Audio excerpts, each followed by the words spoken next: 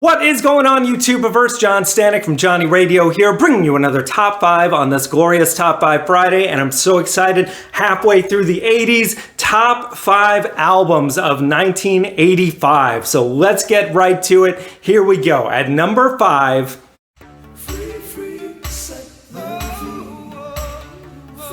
The Dream of the Blue Turtles by Sting, the first debut album after The Police by Sting, and so good. I mean, just the single, the opening track of the album, If You Love Somebody, Set Them Free, which is kind of a great metaphorical way of saying, like, hey, I'm free now, I'm doing my own thing. And then, all the tracks on this thing are great, but also the other single that ends off the album, Fortress Around Your Heart, is so cool and so interesting because musically it doesn't feel like it should be a catchy song. Like, it's got a weird time signature, the chord changes are strange and interesting, but the way that it builds, and then by the time it gets to that chorus, it's just like, yes, man, this is somehow like a pop radio friendly song, and Sting's vocals, of course, carry the thing. But yeah, man, Sting's first outing after The Police, great hit and proof that this guy could do anything. And that's just at number 5. So now at number 4...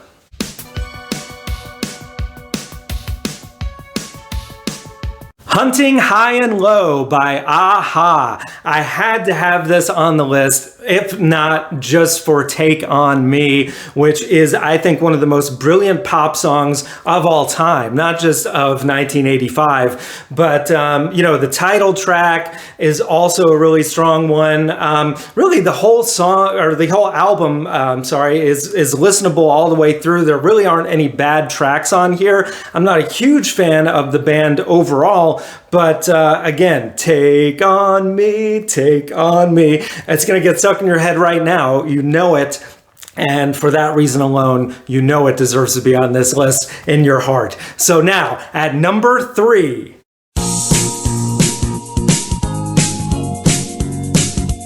In Square Circle by Stevie Wonder. I mean, come on, Stevie, one of the greatest artists of all time, and he was just continuing his reign of hits into the 80s. Of course, not as strong as his 70s output overall, but come on, you got Part-Time Lover, which is just such a great way and fun song to start the album with, and then for me, probably his greatest ballad ever, Overjoyed, which I think is one of the strongest ballads of the decade, truly of all time. It's just gorgeous. The melody is amazing. Stevie's vocals just through the roof. And lyrically, it's just like, oh man, I want to fall in love with Stevie Wonder. So now, at number 2...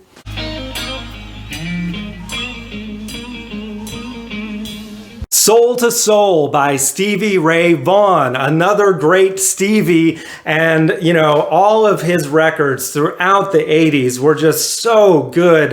It was just like the quality level never dropped from his debut album of Texas Flood all the way to In Step. This one probably, I would say, is in his top 3 records. If nothing else, just the closing track, Life Without You, is one of the most beautifully written, soulful songs that he wrote about a friend of his that passed, and he would often use in his sets to talk about later in the late 80s when he overcame drugs and alcohol. So cool. And then, but so many other rockers on this thing, like Change It and Look at Little Sister. And it's just such a great record. If you haven't heard it, go listen to it right now. And now at number 1...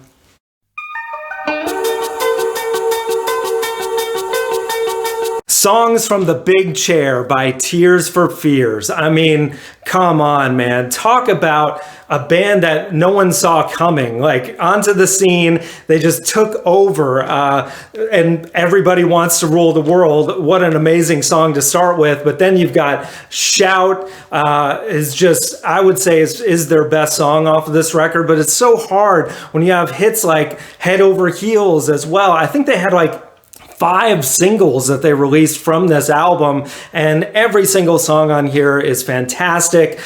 They never quite matched the peak of this debut later, although I really liked Sowing the Seeds of Love on their later 80s album.